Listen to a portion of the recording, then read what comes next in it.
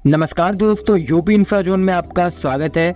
और आज के इस वीडियो में हम यूपी निर्माण बिल इसकी बात करेंगे। दोस्तों, रिसेंटली यूपी कैबिनेट ने एक ड्राफ्ट पास किया है जिसका नाम यूपी निर्माण बिल 2024 है। इसके तहत स्पेशल इन्वेस्टमेंट रीजन इनको अप्रूवल दिया गया है। इसके तहत उत्तर प्रदेश के सभी ज्योग्राफिकल लोकेशन में एक स्पेशल इन्वेस्टमेंट रीजन सेटअप किया जाएगा। स्टेट के पास 20,000 एकर्स लैंड बैंक है जहां पर इस प्रकार के स्पेशल इन्वेस्टमेंट रीजन को डेवलप किया जाएगा। दोस्तों, यहां पर 4 ज्योग्राफिकल लोकेशन को आइडेंटिफाई किया जाएगा जहां पर इनको सेटअप किया जाएगा।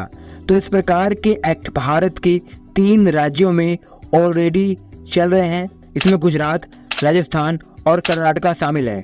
उत्तर प्रदेश में जब ये बिल अप्रूव हो जाएगा तो उत्तर प्रदेश चौथा राज्य बन जाएगा जहां पर किसी प्रकार का स्पेशल इन्वेस्टमेंट रीजन होगा। यहाँ पर दोस्तों उत्तर प्रदेश का टारगेट है कि वह स्टेट की इकोनॉमी को $1 ट्रिलियन तक पहुंचाए, और उसके लिए जरूरी है कि इस प्रकार का इन्वेस्टमेंट हो, और हैवी इन्वेस्टमेंट के लिए स्पेशल इन्वेस्टमेंट रीजन बहुत ज़्यादा जरूरी है। यहाँ पर दोस्तों स्टेट गवर्नमेंट द्वारा minimum limit of land investment इसके लिए इसको स्टैब्लिश करने का प्लान है। रिसेंटली यूपी गवर्नमेंट ने बुंदेलखंड इंडस्ट्रियल डेवलपमेंट अथॉरिटी इसको स्टैब्लिश किया था, और यहाँ पर दोस्तों इस इंडस्ट्रियल डेवलपमेंट अथॉरिटी के पास करीब 5,000 हेक्टेयर तक का लैंड पार्सल होगा, और इतना land parcel special investment region के लिए एनफ होता है। तो यहाँ पर दोस्तों देखा जाए तो बुंदेलखंड इंडस्ट्रियल डेवलपमेंट अथॉरिटी के लिए रिसेंटली लैंड एक्विजिशन स्टार्ट किया गया था।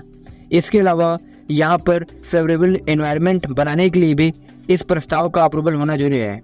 इसके अलावा दोस्तों फेवरेबल इन्वेस्टमेंट को प्रमोट करने के लिए यहाँ पर एक एमओयू साइन करने के प्रस्ताव को भी अप्रूवल दिया गया है। इसके तहत एक एमओयू साइन किया जाएगा between Indian trade promotion organisation and micro small medium enterprises, और यहाँ पर दोस्तों इसके तहत एक कन्वेंशन सेंटर लखनऊ के अंदर सेटअप किया जाएगा और एक मल्टीपर्पज हॉल वाराणसी के अंदर सेटअप किया जाएगा। तो यहाँ पर दोस्तों बड़े कन्वेंशन सेंटर और मल्टीपर्पज हॉल को सेटअप करने का मेन एम यहाँ पर मल्टीपल इवेंट को ऑर्गेनाइज करवाना है, इंटरनेशनल फेयर लगवाना है।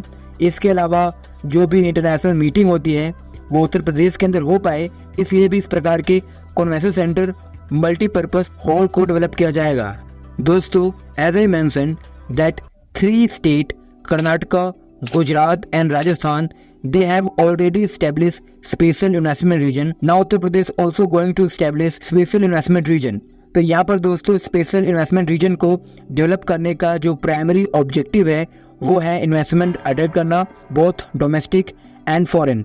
इसके तहत स्पेशलाइज रीजन को डेवलप किया जाएगा विथ स्पेसिफिक इंफ्रास्ट्रक्चर जो कि गवर्नमेंट की पॉलिसीज को सपोर्ट करेगा और यहाँ पर इन्वेस्टमेंट को अट्रैक्ट करेगा।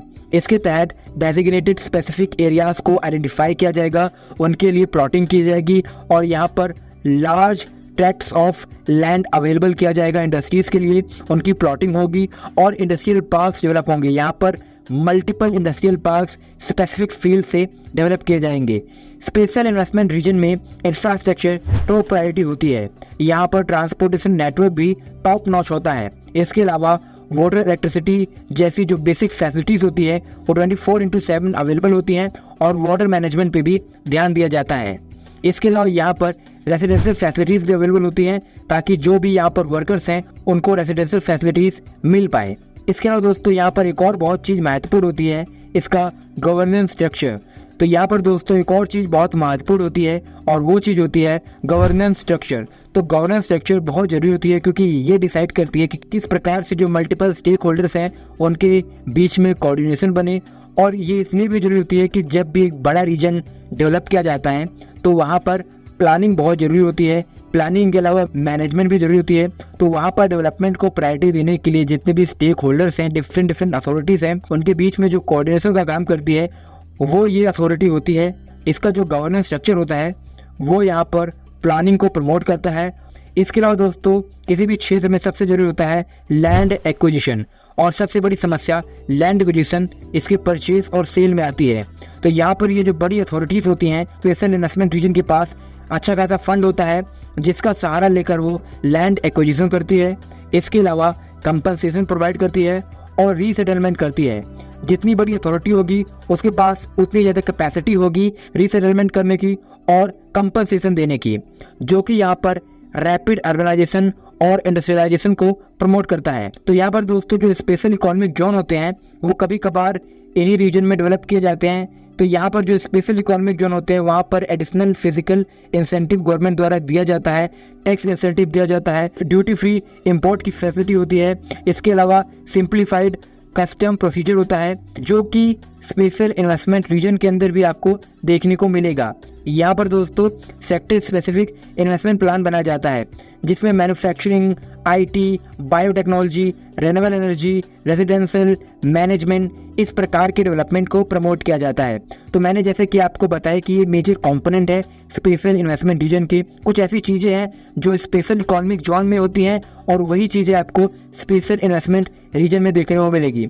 स्पेशल इन्वेस्टमेंट रीजन का एक बहुत ही अच्छा उदाहरण आपको गुजरात के अंदर देखने को मिलेगा, जहां धोलेरा स्पेशल इन्वेस्टमेंट रीजन का डेवलपमेंट किया जा रहा है, जो कि एक अपकमिंग मेगा सिटी होने वाली है इंडिया के अंदर। इसके अलावा दोस्तों स्पेशल इन्वेस्टमेंट रीजन के पास अपना एक खुद का रेगुलेटरी फ्रेमवर्क होगा, जिसके तहत वो डिफाइन करेगी कि यहाँ पर एनवायरमेंटल स्टैंडर्ड क्या होंगे डेवलपमेंट के। इसके अलावा यहाँ पर लेबर लॉज कैसे होंगे। तो ये डिपेंड करता है स्टेट गवर्नमेंट को कि गवर्नमेंट उसको किस प्रकार की पावर देती है। तो यहाँ पर दोस्तों इंडस्ट्रीज को इंसेंटिव, बेनिफिट ये सब दिया ही जाता है। इसके अलावा जो फाइनेंशियल सब्सिडीज हैं और गवर्नमेंट की जो गाइडलाइन है और गवर्नमेंट की जो स्पेसिफिक पॉलिसीज हैं उसके अकॉर्डिंग जो बेनिफिट होता है वो दिया जाता है। अभी हालांकि यहाँ पर किस प्रकार की प्लॉटिंग होगी, कितना लैंड मिनिमम चाहिए होगा इंडस्ट्रीज को सेटअप करने के लिए, इसकी प्रॉपर गाइडलाइन नहीं है। तो यहाँ पर दोस्तों अभी इसकी डिटेल गाइडलाइन आना बाकी है, और जब इसकी डिटेल गाइडलाइन आएगी तो हमें ये पता लगेगा कि किस प्रकार से उत्तर प्रदेश के अंदर स्पेशल इन्वेस्टमेंट रीजन को प्रमोट किया जाएगा। तो यहाँ पर 4 ऐसे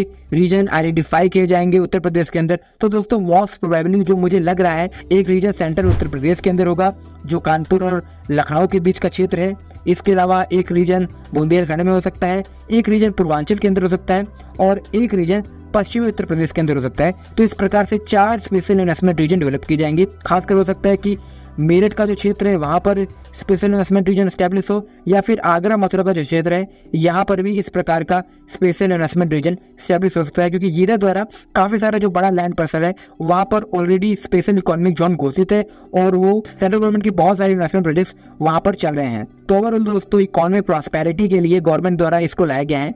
government already investor summit organise करवा रही है। इसके अलावा ग्राउंड ब्रेकिंग सेरेमनीज भी ऑर्गेनाइज करवाई जा रही है। इंफ्रास्ट्रक्चर ऑलरेडी अपग्रेड किया जा रहा है, कई सारे प्रोजेक्ट्स अभी भी चल रहे हैं। इसके अलावा पॉलिसीज में रिफॉर्म लाया जा रहा है। जो भी पॉलिसीज पुरानी हो चुकी हैं उन पॉलिसी में रिफॉर्म लाना और नए नए इंसेंटिव देना बहुत जरूरी है इन्वेस्टमेंट को प्रमोट करने के लिए। इसी कड़ी में यूपी निर्माण बिल, इसका ड्राफ्ट अप्रूव किया गया है। तो यहाँ पर दोस्तों कौन से रीजन चुने जाएंगे ये तो हमें फ्यूचर में पता लगेगा, लेकिन उत्तर प्रदेश के अंदर इन्वेस्टमेंट को प्रमोट करने की दिशा में स्पेशल इन्वेस्टमेंट रीजन ये एक बहुत ही अच्छा कदम है और आने वाले समय में हमें इसके बारे में और भी जानकारी मिलेगी। सो गाइस आज के इस वीडियो में इतना ही। अगर आपको ये वीडियो पसंद आए तो वीडियो को लाइक करें, चैनल को सब्सक्राइब करें। धन्यवाद आपका ये वीडियो देखने के लिए। मिलता है नेक्स्ट वीडियो में।